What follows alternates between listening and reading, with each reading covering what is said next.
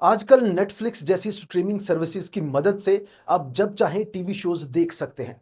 लेकिन 1970s के mid में टीवी शोज सिर्फ एक खास वक्त पर ही लाइव टेलीकास्ट होते थे। अगर आप वो स्लॉट मिस कर दें तो आपके पास अपने पसंदीदा शो को देखने का कोई दूसरा मौका ना होता। उस वक्त तक तो कम से कम ये ऐसा ही था जब तक कि सोनी ने इस इंडस्ट्री में कदम नहीं रखा था। 1975 में सोनी ने एक वीडियो कैसेट रिकॉर्ड मुतारिफ कराया जिसे बीटा मैक्स कहा जाता था। अब लोग अपना फेवरेट चैनल सिलेक्ट करके एक फिक्स्ड टाइम पर शो रिकॉर्ड कर सकते थे और बाद में देख सकते थे। ये प्रोडक्ट एक बहुत बड़ी कामयाबी दिखाई दे रही थी, लेकिन फिर जल्द ही एक नया कंपटीटर मार्केट में आ गया जिसका नाम था VHS। जिस तरह आजकल डिजिटल वीडियोस के मुख्तलिफ फॉर्मेट्स होते हैं, इसी तरह उस वक्त वीडियो कैसेट्स के भी मुख्तलिफ फॉर्मेट्स हुआ करते थे, जैसा कि बीटा मैक्स या फिर VHS। दिलचस्प बात यह थी कि बीटा मैक्स की वीडियो क्वालिटी VHS के मुकाबले में बहुत ज्यादा बेहतर थी और इसे टेक्नोलॉजी के लिहाज से इससे ऊपर समझा जा रहा था। लेकिन फिर भी VHS ने यह जंग जीत ली। इसकी वजह यह थी कि VHS कैसेट्स एक तो कीमत में सस्ती थी और दूसरा उनमें स्टोरेज कैपेसिटी भी बीटा मैक्स के मुकाबले में 4 गुना ज्यादा थी। लिहाजा सोनी का प्रोडक्ट चाहे बेहतर ही था, लेकिन आम कंज्यूमर के लिए VHS ज्यादा फायदेमंद था। यूं वो लाखों डॉलर जो अखियों और मसारों ने बीटा मैक्स पर लगाए थे, महज चंद सालों में ही वो पैसे तमाम डूब गए। जिस वक्त में सोनी शदीद माली नुकसान का सामना कर रही थी, उसी वक्त में अखियों ने एक बोल्ड कदम उठाया और एक बड़ा ऐलान कर दिया, अगर मेरा अगला प्रोडक्ट नाकाम हुआ तो मैं कंपनी छोड़ दूंगा। अकियो ने सब कुछ दांव पर लगा दिया था। अकियो अक्सर दुनिया भर में सफर करते रहते थे और वो हमेशा ये सोचते थे कि काश कोई ऐसा तरीका होता कि वो अपने सफर में या चलते फिरते भी म्यूजिक सुन सके। इसी सोच के साथ 1979 में अकियो ने सोनी वॉकमैन का आइडिया पेश किया, एक पोर्टेबल म्यूजिक प्लेयर जो ऑडियो कैसेट्स चला सकता था, जिसे आप हेडफोन के जरिए सुन सकते थे। लेकिन सूरत हाल ये थी कि उस वक्त हेडफोन सिर्फ वही लोग पहनते थे जिन्हें हेयरिंग प्रॉब्लम होता था और जापानी सकाफत में बहरा होना शर्मिंदगी की बात समझी जाती थी। इसके अलावा टेप रिकॉर्ड्स पहले से ही मौजूद थे जो ना सिर्फ ऑडियो प्ले कर सकते थे बल्कि रिकॉर्ड भी कर सकते थे, और इसी वजह से हर किसी ने वॉकमैन को बेवकूफाना आइडिया करार दिया और कहा कि सोनी एक और नाकाम प्रोडक्ट बनाने जा रही है। लेकिन अकियो को यकीन था कि एक ऐसा म्यूजिक प्लेयर जिसे लोग कहीं भी अपने साथ अपनी पॉकेट में ले जा सकते हो, बहुत पॉपुलर होगा। उन्होंने ऐलान किया कि अगर वॉकमैन 30,000 यूनिट सेल ना कर सका तो मैं इस्तीफा दे दूंगा। लेकिन नतीजा हैरानकुन था। वॉकमैन एक जबरदस्त कामयाबी बन गया। आज के दौर में ये एक आम सी बात लगती है, लेकिन उस वक्त 1980s में अपने मनपसंद गाने किसी भी वक्त और कहीं भी सुनने का तस्वुर एक इनकलाबी सोच की तरह लगता था। सोनी वॉकमैन ने तकरीबन 385 मिलियन यूनिट्स सेल किए। लेकिन सोनी सिर्फ यही नहीं रुकी, उन्होंने म्यूजिक की दुनिया में मजीद इनकलाब बर्पा करने का फैसला कर लिया था। पहले उन्होंने अपना रिकॉर्ड लेबल लॉन्च किया जो शुरू में CBS रिकॉर्ड्स के साथ पार्टनरशिप पर था। फिर उन्होंने फिलिप्स कंपनी के साथ एक कॉन्ट्रैक्ट साइन कर लिया ताकि नई टेक्नोलॉजीज पर मजीद रिसर्च और डेवलपमेंट की जा सके। इस मंसूबे पर 14 साल लगे, लेकिन आखिरकार नतीजा एक हैरानकुन इनोवेशन की सूरत में सामने आया, एक कम्पैक्ट डिस्क जो CD के नाम से मशहूर हुई। ये आवाज रिकॉर्ड करने का एक मुकम्मल डिजिटल तरीका था, मगर इसमें बहुत बड़ा रिस्क भी था।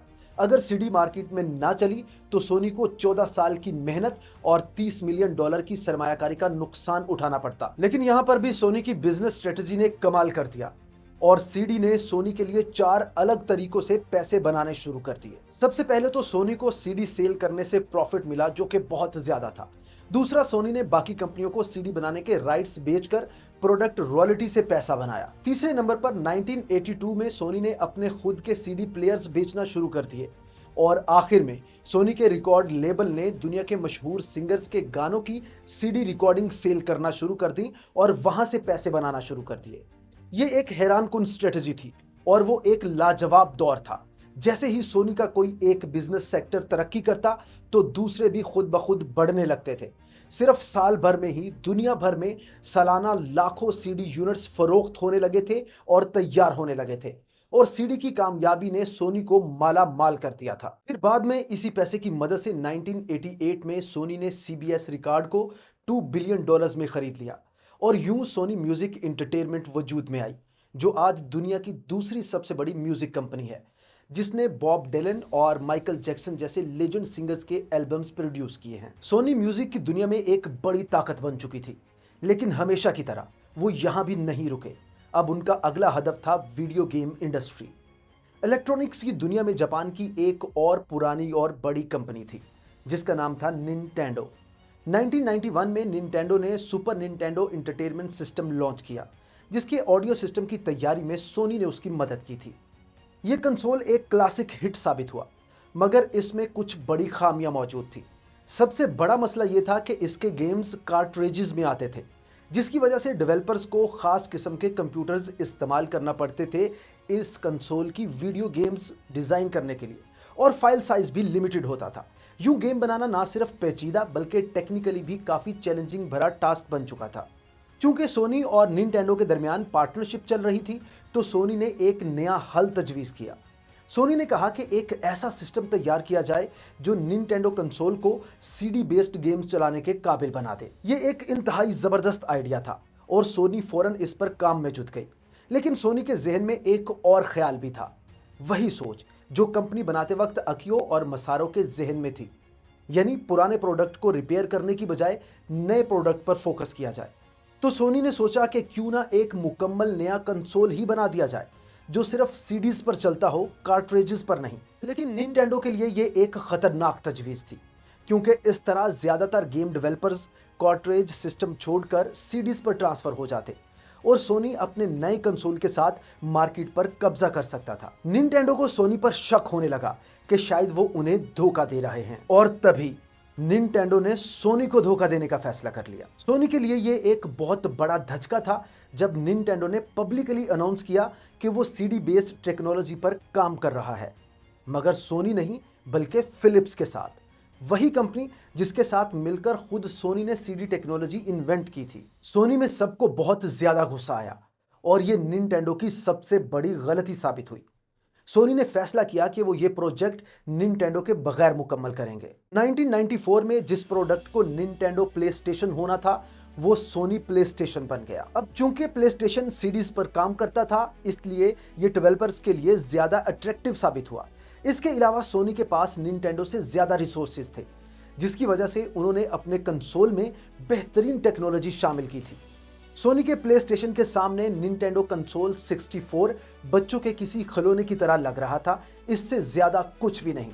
निंटेंडो ने अगरचे अपना नया कंसोल निंटेंडो 64 लॉन्च कर दिया, मगर इसके लिए सिर्फ 400 के करीब ही गेम्स बनाई जा सकी, जबकि सोनी के प्लेस्टेशन के लिए तकरीबन 8000 गेम्स तैयार की गई। नतीजे के तौर पर PlayStation 100 million plus unit sale करने में कामयाब रहा और तकरीबन 1 बिलियन गेम्स सेल हुई, और इस तरह सोनी ने कंसोल वॉर भी जीत ली। इस कामयाबी के बाद सोनी ने PS2 लॉन्च किया, जो 150 मिलियन यूनिट्स की सेल के साथ हिस्ट्री का सबसे ज्यादा सेल होने वाला गेमिंग कंसोल बन गया। इसे सोनी ने एक नया सबक सीख लिया कि मशहूर गेम फ्रेंचाइजेस रखना बहुत फायदेमंद साबित होता है।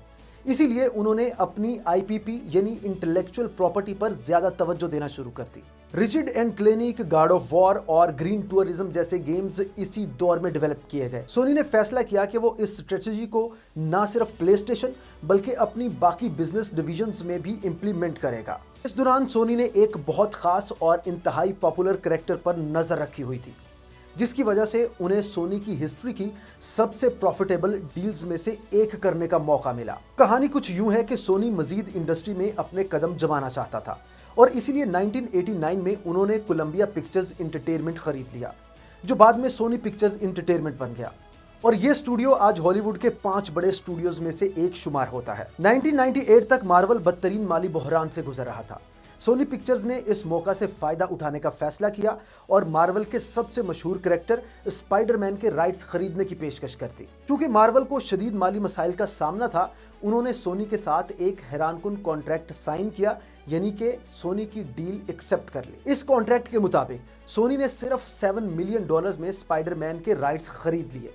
साथ ही हर फिल्म पर $10 million extra fees plus 5% box office revenue भी मार्वल को दिया जाना था। इसके अलावा कॉन्ट्रैक्ट की सबसे हैरानकुन क्लॉज ये थी कि अगर सोनी हर 5 साल 9 महीने में एक स्पाइडरमैन फिल्म बनाता रहा तो स्पाइडरमैन के राइट्स हमेशा के लिए सोनी ही के पास रहेंगे।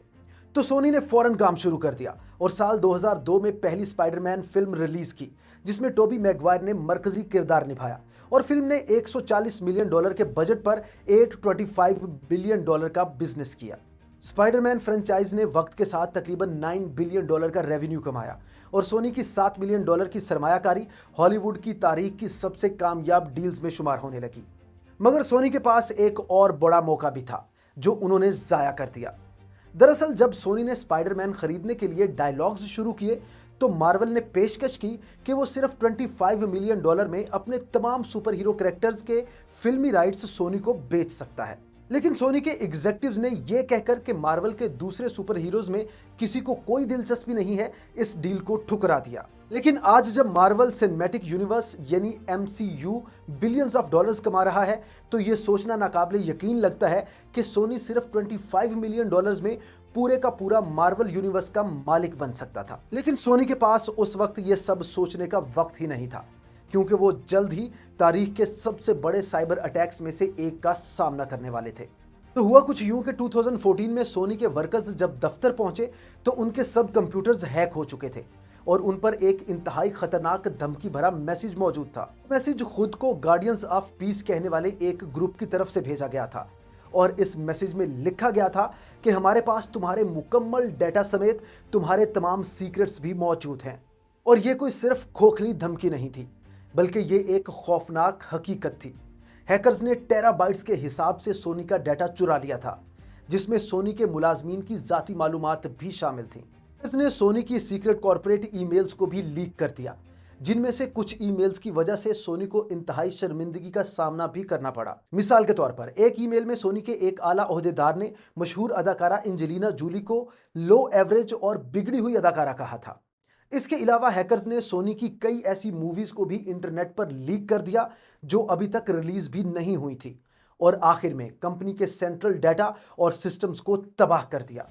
इस साइबर अटैक को अमेरिकन इंटरेस्ट पर होने वाला सबसे बड़ा साइबर अटैक करार दिया गया। हमले से कुछ अरसा कबल ही सोनी पिक्चर्स एक फिल्म द इंटरव्यू रिलीज करने वाली थी, जो नॉर्थ कोरिया के तानाशाह हुक्मरान की मिमिक्री पर मबनी थी। अटैक के फौरन बाद FBI और अमेरिकन प्रेसिडेंट बाराक ओबामा ने इस हमले का जिम्मेदार नॉर्थ कोरिया को ठहरा दिया। अगर इस दावे के बरअक्स बहुत से cyber security experts north Korean मुदाखलत पर शक का इजहार करते आ रहे हैं और आज भी इस हमले के असल मुजरिम के बारे में कई थ्योरीज गर्दिश कर रही हैं। लेकिन जो बात वाजे थी वो ये कि सोनी को एक बहुत बड़ा धचका लगा था। लेकिन सोनी ने हार नहीं मानी। इस वाक़े के बावजूद सोनी ने अपनी तरक्की का सफ़र जारी रखा और ज़िंदगी के कई नए शोबों में कदम जमाए, जिनमें life insurance, banking, biotechnology, robotics और इलेक्ट्रिक व्हीकल्स शामिल हैं। कियो मोरिता और मसारो एबोका ने जंगज़दा जापान में जिस छोटी सी कंपनी की बुनियाद रखी थी वो आज दुनिया की सबसे बड़ी टेक्नोलॉजी और इंटरटेनमेंट कंपनियों में शामिल होती है। अगरचे सोनी ने रास्ते में कई नाकामियां भी देखी, लेकिन उन्होंने हमेशा जिद्दत को अपनाया, तनकीद को संजीदगी से लिया और खतरों का दलेरी के साथ सामना किया। सोनी की मुनफरद स्ट्रेटजी की एक हैरानकुन मिसाल ये है कि सोनी के फाउंडर्स ने अपने सबसे बड़े क्रिटिक को कंपनी में भर्ती कर लिया, यानी अपनी ही कंपनी में हायर कर लिया, और इसकी वजह यह थी कि वो उनके प्रोडक्ट्स को बेहतर बनाने में मदद दे सकेगा। और बरसों बाद यानी सालों बाद वही क्रिटिक सोनी का प्रेसिडेंट बन गया। आज जब हम टेक्नोलॉजी, इंटरटेनमेंट और मीडिया में सोनी के किरदार को देखते हैं तो ये कहना गलत ना होगा कि अगर सोनी ना होता तो दुनिया आज जैसी है वैसी ना होती। आप सोनी के इस शानदार सफर के बारे में क्या सोचते हैं? अपनी राय कमेंट्स में जरूर बताएं। आपसे मुलाकात होगी अगली वीडियो में।